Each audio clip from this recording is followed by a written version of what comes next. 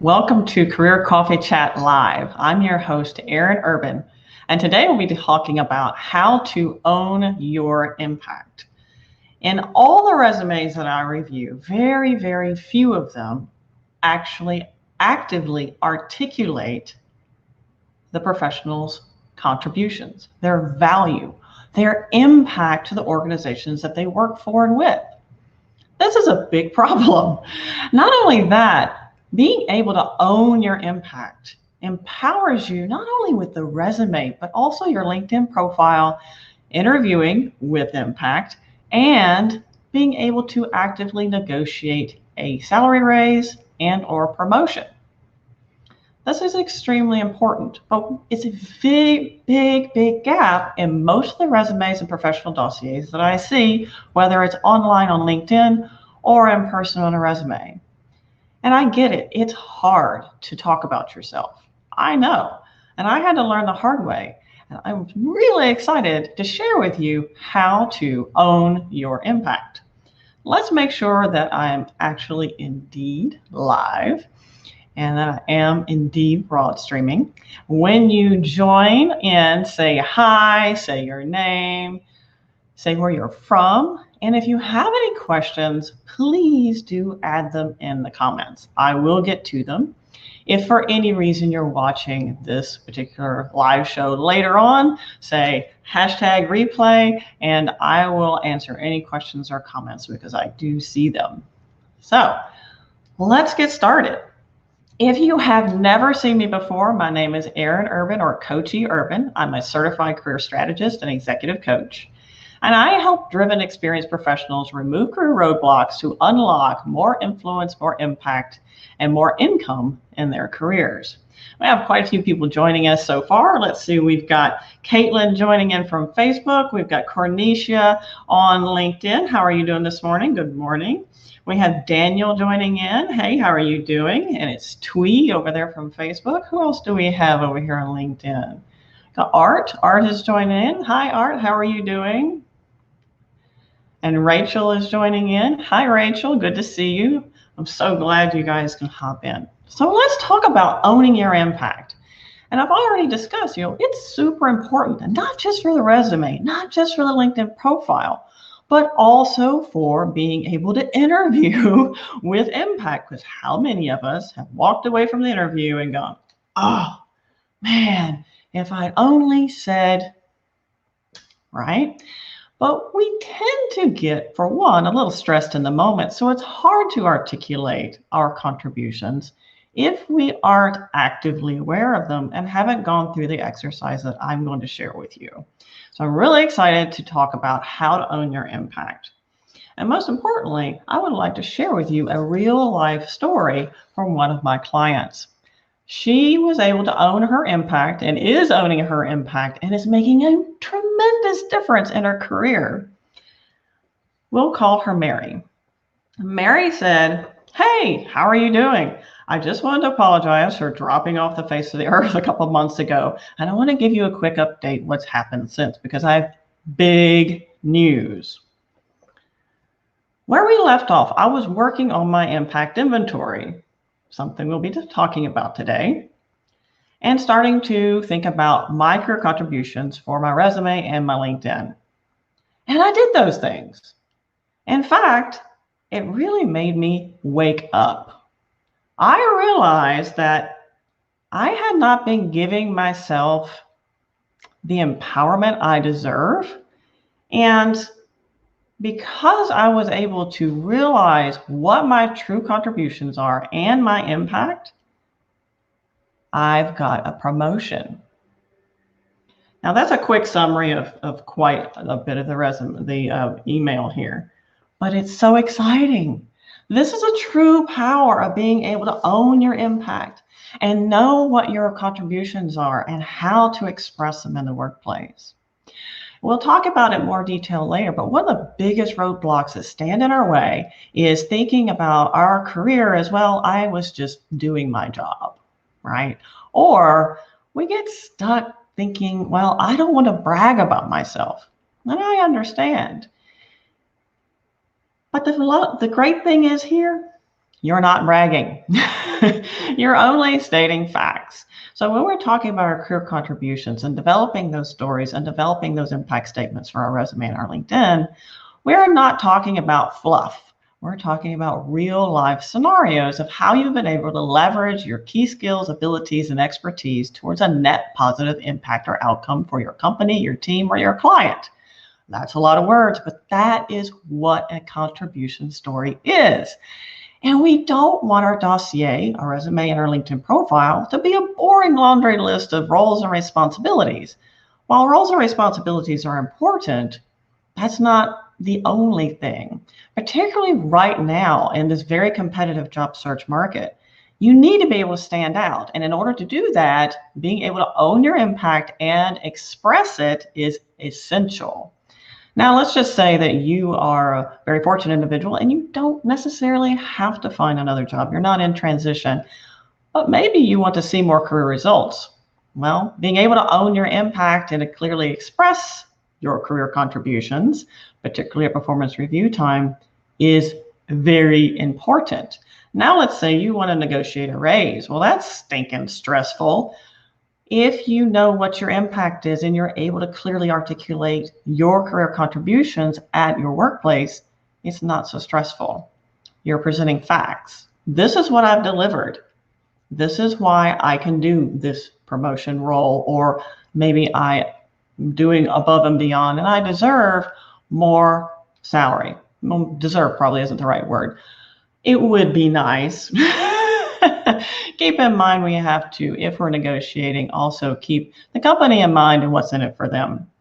So let's see if we have any questions yet. Melissa says, hi. Hi, Melissa. Nice to see you. Good to see you joining in. Let me hop over here to our other channel on Facebook just to see if you guys have any questions, and I can see your face and your name and say hi to you. See, Kurt, good to see you. Twee, Michelle just asked, Michelle, Caitlin, and Alan Charlie just joined in. Hey guys, how are you doing? So again, if you're just hopping in, please do say hi, say where you're from. If you have any questions or comments in the chat box, please do put them in there. I will answer your questions. And if you're watching later on, say hashtag replay. And if you have any questions, I will get to them because I do get notified. So what do you need to do to own your impact? What is that first step? Because there always is a step, and taking that first step is a big deal. A lot of people try to sit down with a blank sheet of paper and figure it out, or just typing on a computer screen. And guess what? Most of us get writer's block. So how can we avoid writer's block? And most importantly, know what the ideal process is to get you real results. Well, most of us have a career target. You have probably something that you're aiming for, and we want to start with the end in mind. Now, that's not to say that any career contribution doesn't matter, but it's more ideal to be able to be highly relevant for the jobs we're seeking. Whether or not you are in transition or whether you are looking for a career uplift in your current career trajectory, knowing where you're going is extremely important. So that's step number one. You need to have a target. And once you understand what that target is, we need to also understand what kind of key skills, contributions, responsibilities, what are they looking for? This is very important because we want to be able to deliver a succinct message that tells a hiring manager or decision makers why we're a great fit for that role, and most importantly, how we've been able to leverage the key skills and abilities they're looking for to a net positive outcome and impact. That's where the magic happens. So get your target in mind. Now, if you don't have a target, I do have a Career Clarity program, and the launch just ended, but the good news is it's very investment friendly. And if you are concerned about being able to express what your next best move for you is, this might be an ideal step for you. You can find more about it on my courses on my website at coachyurban.com or upsolutions.net. So having your career target is very important. The next step is you want to get job descriptions or descriptions of that role. If it's internal to your organization, you may be able to sneak around and get a job description, or if you just know what that role entails, that may help you tremendously. One way to think about it is, if you were hiring for that role, what would you be looking for? Now, let's just say you're in transition and you need to make sure that your resume and your LinkedIn and in the interview, you're able to express your career contributions. Well, you want to leverage that same job target. Go to any job board, doesn't matter where really, LinkedIn, Indeed, Google, and pull down 2 to 3 descriptions of your ideal job target. Let's just say you're looking for a technical project manager role. And when you go online, you see a couple job descriptions that really make your eyes light up. You think, hey, I really like this role. This is exactly what I want to do. This is very important, ladies and gentlemen, because you can target roles by their name, but the description has to mean something to you, because what you're doing in the next step is leveraging that content to be able to outline and frame your career contributions. So let me say that again. You want to find your target. The description of that target needs to make your eyes light up and make you go, hey, I really want to do this. That is important because you're leveraging the content of these job descriptions to help frame and outline your career contribution stories. That way you know that you're highly relevant for the job. Make sense? So let's see if we have any questions yet. Hi, Amanda, nice to see you. Gail, nice to see you as well. Good to see you joining in. Let's see, Amanda, hey, how are you doing? I think that's all, but if you have any questions, feel free to put them in the chat. So we've got our target. We know that target lights us up. We're like, yes, this is exactly what I want to do. What are we going to do with that content? Well, the first thing you want to do with that content is look at the job description. You want to look at the job description and you want to look at all those bullet points, okay? Now you can do this online. You don't have to do it manually with a highlighter, but use a method that best works for you, okay? You want to highlight every bullet point that they ask for that's in your toolbox. That's a big deal, because what I see all the time is, while we have some great information and content in our dossier, it's not exactly, it's an okay match to the job description, because we created our resume and our LinkedIn based on our perception, which is fine. And we need to be very relevant based on other people's perception, right? So another thing you're doing on the fly here is you are also being able to pick up on keywords, skills, key skills, lingo that they're using in those job descriptions, which might just elevate your job match rating on applicant tracking systems, perhaps, maybe. So this is very important. You want to highlight all of those bullet points and light items that you know is inside your toolbox. That's step number 1 or 3. I forget which step we're on. You get what I'm going. Then you want to take that and compare it to your resume. What's in your resume right now? If you already have a contribution statement for one of those line items, cross it off. Don't worry about it. You're good. Now, for those that you haven't crossed off, can we create a career contribution story? Now note, please keep this in mind, you will not have a career contribution story for every single bullet point. And for some of them, they're just roles and responsibilities. There's key skills or, do you know a certain software, right? However, if you've been able to leverage that software and been able to make a positive business impact, that's a contribution story, which is a big deal.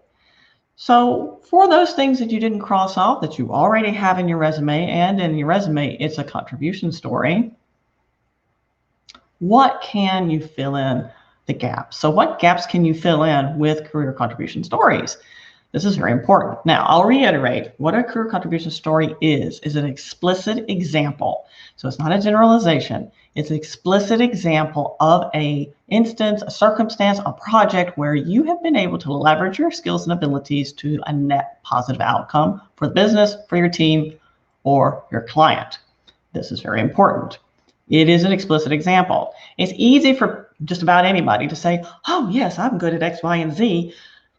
It's another thing to give an example of how you were able to leverage your skills in X, Y, and Z to a net positive impact. Make sense? Okay, so Eric says, hey, how are you doing, Eric? He says, hi again from Houston. What top 2 or 3 quantitative, i.e. numerical, contributions you feel companies would value the most, i.e. saved costs by X, delivered project early by Y, etc.? I'm going to start with the last one first. So delivering a project early matters. And if you've done anything else, that also matters. So oftentimes in projects, let's just say you're project-based, oftentimes there are other types of impacts that you've been able to make, and we want to be able to express that, which leads me to, if you are project-focused, you probably want to create what I call a project addendum. Now, as far as I know, I'm the only career strategist, career coach that does this with my clients. And I highly recommend having a project addendum, because this is a document that lives with you throughout the rest of your professional career, and it fuels and ignites your career contribution stories and statements that go into your resume and your LinkedIn and the interview. Right? So this is a full list, but what you want to make sure is that the projects you highlight on your addendum for other people to view are your core top projects. And by the way, you can also add projects on your LinkedIn profile and even link up to people who you're connected with that work with you on those projects. So that adds a lot of credibility as well. So what are the other top things companies are looking for? Hiring managers want to see how you save time, money, effort, if you've made a process more smooth, and sometimes they're not quantifiable. If you can quantify them, that's a really big deal, because hiring managers' eyes light up when they see dollars and cents or percentages. Now, just keep in mind, you don't have to be on the cent exact unless you are seeking an internal role. If you are seeking an internal role, you need to be on the cent exact. So you want to reach out to those people inside your organization who know more about the financials and get some information around that if you can, if that's possible for you. So that may help you. But also note, if you cannot quantify a career contribution, it doesn't mean it doesn't have impact, okay? So a career contribution doesn't always have to be quantified. And if it can, and a lot of them can, that's also very important. Hi, Amin. Nice to see you. Glad you could join us.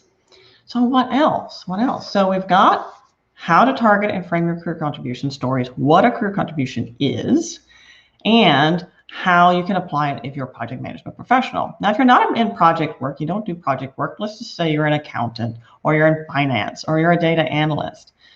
You may be working on projects as a data analyst, but maybe you do a mixed type role. Some things are regular routine and others are project-based. Well, you want to create what I call an impact inventory. And in fact, in the description of this live event, I have a link where you can download an impact inventory guide. Now, this guide is created by me. It's what I use with my clients, and it is extremely helpful for you to be able to create your career contribution. So I highly recommend that you mosey over and click the link and download that guide for you so you can have that.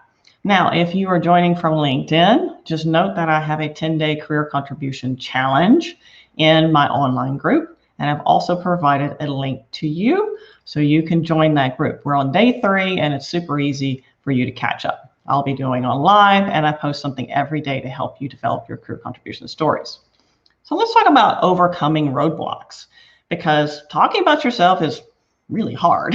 Actually, it's kind of stressful. What's interesting is we can look at other people's resume and other people's career history and say, oh yeah, you should mention this, or you've been able to do that.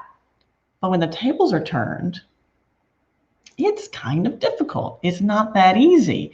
It's hard to talk about ourselves. And we can basically boil that down to how we're raised in our cultures. But let's most importantly talk about what career contributions actually are. First of all, it's not bragging. Bragging is fluffing. Bragging is overstating facts. That's not what you're doing. You're simply stating facts, how you've actually been able to leverage your core skills and abilities and expertise to a net positive outcome. That's it. We're not saying, I'm an awesome person. You should hire me. Look at all this great stuff. We're not doing that. And we're not overstating the facts. That's lying. You don't want to do that in your resume or in your dossier. And if you're going for an internal position, they'll catch on really quick. So, but it is perfectly okay to state facts. How have you been able to make your coworkers' life easier? Or another big roadblock that comes up, well, I just go to work and do my job. Okay, so you go to work and you do a good job. That has impact. If you struggle with this, think about what would have happened if you didn't do a good job. Now, if you're a manager and you're thinking about, okay, I'm really struggling here with talking about my contributions, as a manager, you're probably familiar with the hiring process. So put your hiring hat on, and actually anybody can do this. Take yourself out of yourself for a second, put your hiring hat on and think, what would I look for if I wanted to hire somebody for this role? That's a great way to take yourself and your ego that's getting in your way out of the equation. So that way you can discuss what you've been able to do a little bit more freely. Now, here's another top tip to help you overcome roadblocks. If you have a colleague that you trust or someone you're connected with, have them help you overcome those roadblocks. Ask them, hey, Debbie, John, Sue, Sally, what would you say is my top 3 contributions? What do I do really well? I'm kind of struggling with this. And you can make up any reason you want. Hey, I'm pulling together something for performance review time or whatever. It doesn't matter.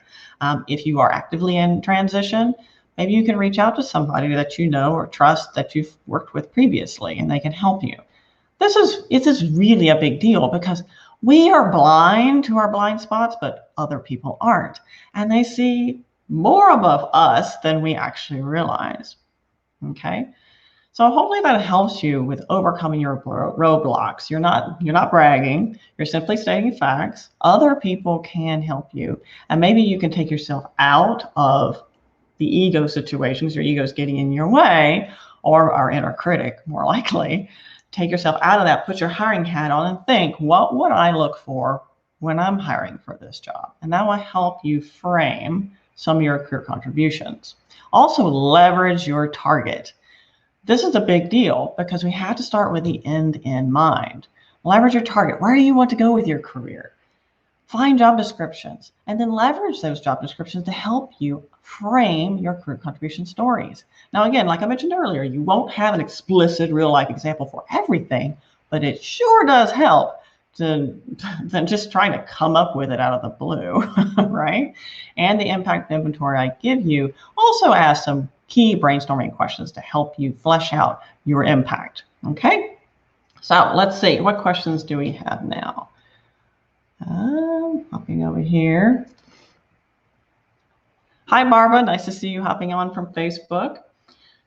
Now, where and when do we leverage our impact? So we're owning our impact. We know what our impact is. We've got an impact inventory. We've got a project addendum. We know what we're doing here. We've got our impact. And maybe by this point, like all my other clients, you've also woken up and realized just how much value you truly have to bring to an organization. And knowing what your impact is and owning your value is tremendous when it comes to particularly the job search or getting that nerve up to seek for a salary raise or a promotion. It's a really big deal. And also this process is, just absolutely critical and essential for the interview, by the way, because once you've gone through this, once you've done this, you're be able to articulate your contributions much more succinctly and readily in a very stressful situation. So hopefully that makes sense. But where do you use it? What do you do? Okay, well, first of all, let's just note that your full project addendum, your full impact inventory is probably will be more content that you'll actually be able to fit into your resume, right? So we have to condense that information. Hopefully, in your contribution stories, you have not only have the business case, so why, what was happening, what were you trying to overcome, that sort of thing. You will also have a detail. So what was your involvement? Who else was involved? What are the key stakeholders? How big was the project? How fast was the project? Was there a budget that you managed? If so, how big was it? Etc. Did you overcome any roadblocks? Was there any challenges along the way? Were you able to leverage your skills? If so, what skills, right? So all this detail will be in your inventory or your project addendum. And most importantly, what was the impact? Why was what you did, why did it matter? What did it do for the business, the company, the client, your team, the end user? My technical PMs particularly kind of struggle with this. You're not really sure, oh, okay, so I upgraded blah, blah, blah. Well, okay, so what can they do now that they couldn't do before? Have you made it into something more efficient? Does it take less time? Have you streamlined the process? You will be able to quantify, even if it's only percentages. And keep in mind, you don't have to keep it exact unless you're applying for internal roles, and then you do need to be exact. And you can probably quantify a lot easier than you think you can. If you save time, well, time is money. So think about it. What's the average salary of those people's time you saved? And how many people was it? How often, right? Hopefully that makes sense for you. So you can be able to have all this beautiful information, but we need to be able to distill it down into our LinkedIn profile and our resume, and be pretty succinct in our interviews as well. So typically, as a career coach, what we do is we take the catalyst, so what was going on and the impact, and just maybe note some high-level bullet points or really high-level points in the detail. You want your statement in the resume and on LinkedIn to be about 2 lines long, no longer. And that's, not 2 lines long landscape. That's 2 lines long portrait, portrait mode. So we don't want this volume of information, quite simply because no one will read it. And top tip, start off with the impact. I saved 75% of time in such and such process by doing so and so to avoid whatever risk. Which brings me to a good point. Circling back a little bit here, avoiding risk also matters. Not everybody is in the business of gaining things. A lot of us are in the business of avoiding things. Compliance, reliability, even some quality assurance jobs, risk, etc. So all these types of jobs are avoiding risk. Well, think about it. How much impact is that risk you avoided? How much impact would it have on the business? Like my husband, for example, he's a reliability engineer. What he does doesn't seem super sexy, but he kind of avoids Deepwater Horizon, which is a big deal. Yeah. So yeah, he tells people he avoids the end of the world. So that has big impact. So think about it from that standpoint. Okay, so any questions so far? Let's see what we have here. No questions yet. So please do let me know if you do have any questions, because I'll be happy to answer them. And I'm getting ready to wrap up in a few moments. So if you do have questions, please do pop them in the chat and I will get to them before we wrap up. So again, what is a career contribution? It is an explicit example of how you've been able to leverage your key skills, expertise, and abilities to a net positive outcome for your client, for your team, for your company, for you. So let's just say it's only a process you were involved in, but you approve that process. It still matters, right? Because you cost the company money. So think about it from that standpoint. Even if it's something you did for you, that still matters because you're impacting the company's overhead as well. And think about this. During your career contribution statements, when you're thinking about quantifying them, it's not just people and what their impact is or their time, but it also could be product or materials that's involved. And if so, what does that look like? And can you get that information? If you're still employed at that organization, you might be able to connect with the financial people involved and get some more information and details. If not, then if you do have some good buddies you can reach out to, maybe. Just know that before you leave any current employment, if you have the chance to download as many files as you can for your own future growth, that is important to do so. Brian asked, he said, hey, Aaron, hey, Brian, how do you suggest handling impact in cover letters? Good question. Cover letters are read less than 12% of the time.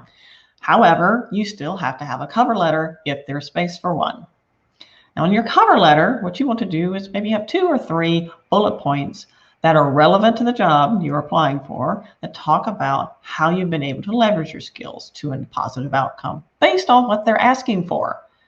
Make sense? Because you want to be super relevant. And by the way, when you're optimizing your resume, that's probably what you should have done elsewhere as well. Hint, hint. So while cover letters are not sourced by applicant tracking systems, and they are not always read or even asked for these days, you do want to include a couple bullet points that are highly relevant to the job you are applying for. That is very important, so thank you for asking that. Now, I went over what matters. So when you create your full impact inventory or project addendum, if you're a project manager, you will probably have all this information, and we can't squeeze all of that into our resume or our LinkedIn profile. That's just too much information. But note that if you have worked on projects, you can put it in your LinkedIn profile. There is a section for projects last time I checked, unless they just removed it yesterday or last week. And you can also connect with those people who worked with you on that project. So that gives you a lot of extra credibility, and it's very, very useful. But again, we have lots of content. What are we going to do with it? Well, we want to be highly succinct. So what truly matters for the hiring manager at the resume and profile stage is, what was the business case and what was the impact? The impact is the most important thing. You actually probably want to lead your statement with the impact.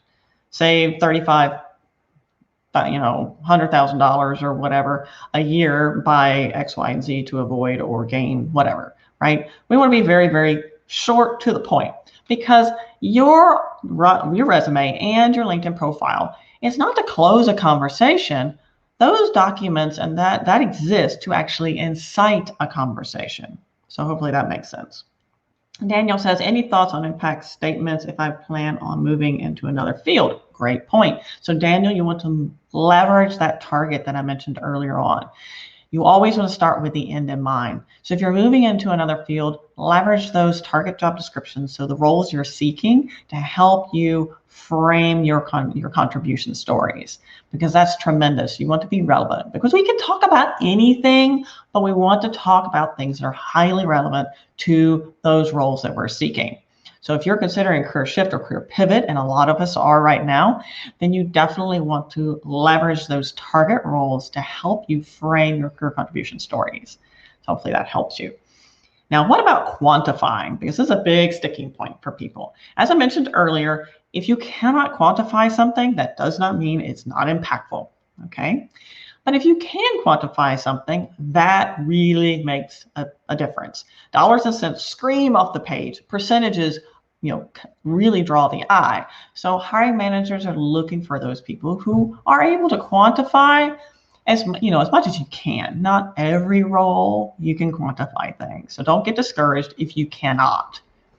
Don't worry. It doesn't mean you don't have impact. You do. Just we won't have percentages or dollars and cents. And I would also argue that more of us can quantify than we give ourselves credit for. Okay, let's just say that you saved at least 3.5 hours in a process because you're able to streamline that process. And 5 people use that a week, and they typically touch that process 2 or 3 times that week. Well, extrapolate. If those people made around about XYZ salary, you can extrapolate what that savings might actually be. And again, you don't have to be exact unless you're applying for an internal role. And then you do have to be exact. But if you're applying for an internal role, then it might be a little easier to actually find out the financials, hopefully.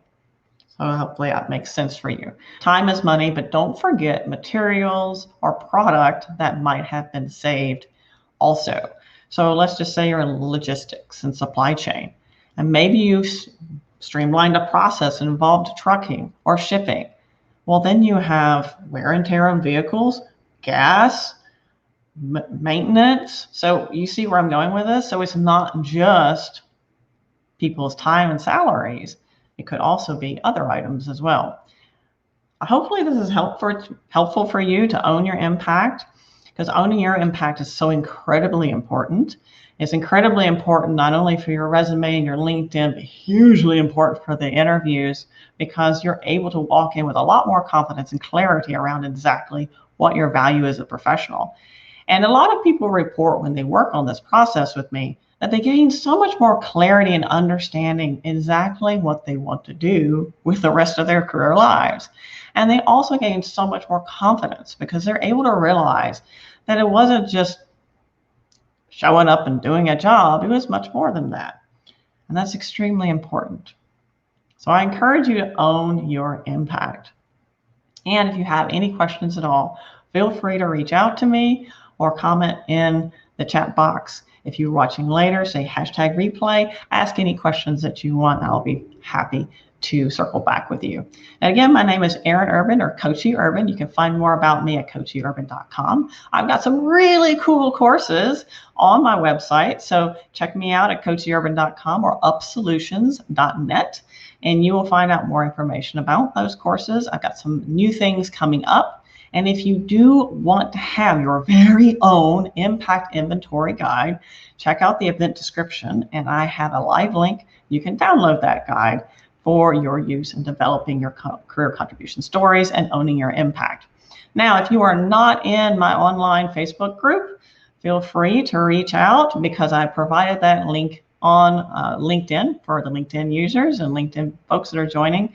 And you can join my 10-day career contribution challenge, where we discuss how to own your impact. We're only on day 3, so it's super easy to catch up. Until later, ta-ta for now.